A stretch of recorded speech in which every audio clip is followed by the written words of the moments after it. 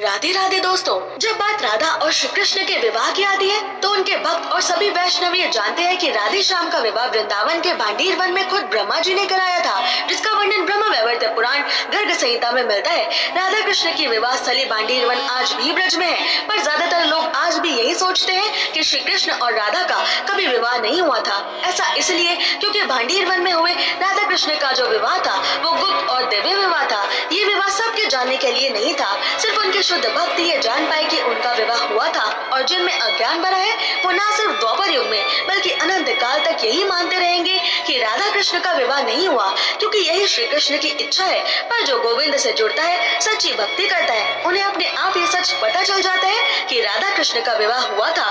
दुनिया के सामने राधे श्याम ने काफी कारणों से विवाह नहीं किया, जैसे राधा कृष्ण में कोई अलग नहीं है, ये दोनों एक है, इन्हें अलग मानना या कहना पाप है और विवाह के लिए दो लोगों की जरूरत होती है। तो राधे श्याम जब एक ही है तो वो भला खुद से ही विवाह कैसे करें? ब्रह्मा जी के द्वारा कराया गया विवाह भी राधा कृष्ण ने देवताओं और ब्रह्मा जी की इच्छा को पूरा करने के लिए किया था। इस विवाह की भी उन्हें कोई जरूरत नहीं थी, क्योंकि वो तो सदा से एक है। दूसरा कारण था श्रीदामा का श्राप, जिसकी वजह से 100 सालों के लिए राधे श्याम को अलग होना था। ये वो अच्छे से जानते थे, पर समाज के सामने विवाह के बंधन में बंध जाते तो गोविंद राधा जी को ब्रज में छोड़कर कैसे जा पाते? उन्हें राधा जी को अपनी विवाहित पत्नी के रूप में अपने साथ ले जाना पड़ता।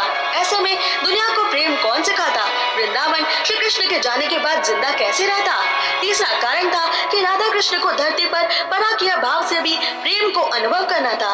पराकिया भाव मतलब जब प्यार में दूरी हो, प्रेमियों को मिलने से रोकने वाली काफी बाधाएं हो, जैसे छाया राधा के पति अयन, उनके साथ जटिला, कुटिला आदि, तब प्रेम का रस और बढ़ जाता है। इसलिए भी उन्होंने सिर्फ गुप्त ब्रह्म विवाह ही किया था। इन असली कारणों के अलावा एक और कारण भी है जो आज काफी बड़े पैमाने पर बताया जाता है, पर यह सिर्फ एक अफवाह है कि भगवान श्री कृष्ण की कुंडली में काल सर्प योग था, जिसकी वजह से श्री कृष्ण ने कभी राधा से विवाह नहीं किया और न ही वो कभी राधा जी के करीब जाते थे। इसी काल सर्प योग के कारण श्री कृष्ण को जीवन में काफी समस्या और दुखों का सामना करना पड़ा, ब्रज और राधा से अलग होना पड़ा। और इसी काल सर्प योग के निवारण हेतु श्री कृष्ण मोर पंख भी पहनते थे, क्योंकि मोर सांपों का दुश्मन है। ये कारण अपने आप में काफी तरीकों से बड़ा ही हास्यास्पद और गलत है, क्योंकि श्री कृष्ण का जन्म तो कभी हुआ ही नहीं।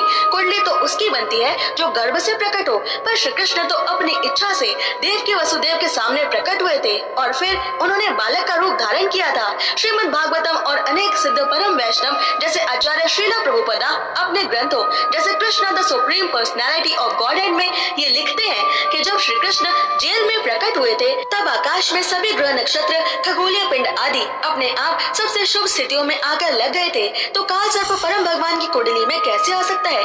ग्रह नक्षत्र किसी पर भी तब प्रभाव डाल सकते हैं जब उस इंसान के पास कुछ अच्छे या बुरे कर्म का पिछले जन्मों का लेखा जोखा हो, पर श्री कृष्ण तो कर्मों के बंधन से पूरी तरह से मुक्त हैं, तो उनके ऊपर काल सर्प दोष या किसी भी ग्रह नक्षत्र का प्रभाव पड़ना असंभव है। श्री कृष्ण लीला पुरुषोत्तम है, उनका हर काम एक लीला होती है। श्री कृष्ण ग्रह नक्षत्रों के बस के बाहर है। श्री हेतरिवश महाप्रभु बताते हैं कि जो श्री कृष्ण के शुद्ध भक्ति में आ जाए उस इंसान तक का नवग्रह तो कुछ भी नहीं बिगाड़ पाते। इसलिए शुद्ध वैष्णवों की कुंडली मायने नहीं रखती, उन पर नक्षत्रों ग्रहों का कोई असर नहीं होता। जब कृष्ण के भक्तों तक का नवग्रह कुछ नहीं कर सकते और यमराज वैष्णवों को छू तक नहीं सकते, तो क्या साक्षात श्री कृष्ण पर काल सर्प दोष असर कर सकता है? महाभारत के बाद जब श्री कृष्ण गांधारी के श्राप को स्वीकार करते हैं तो हंसकर करते हैं, क्योंकि वो भी जानते हैं कि उन्हें कोई वरदान या श्राप नहीं लगता।